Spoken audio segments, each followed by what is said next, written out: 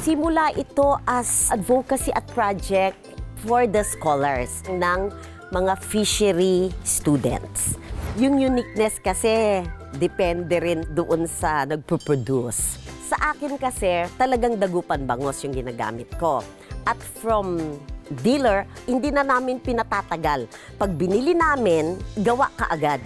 Gagawa na tayo ng ating bottled bangus. Ang umpisa ay kukuha tayo ng naprito ng bangus. Ilalagay natin sa botelya. Actually, ito nalinis na and cut into desired size. Pagkatapos ay ilagay natin ang mga sangkap. Ang carrots, ang pickles, syempre ang fresh red sili. At ang importante, ang ating bay leaf.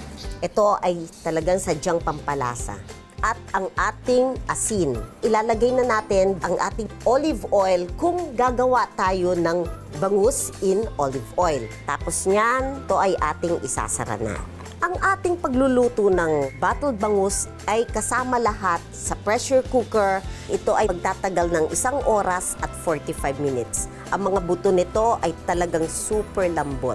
Pagkatapos ng 1 oras at 45 minutes, ilalabas mo sa pressure cooker, palalabigin mo siya, then ito ay ating huhugasan. Alisin natin yung sobrang mantika. After that, pwede mo nang ibenta.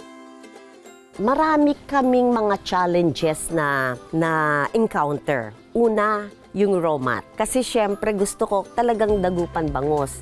Ang dagupan bangos, hindi naman napakadaming supply. Marami pa kaming kakumpetensya sa pagkuha ng bangos.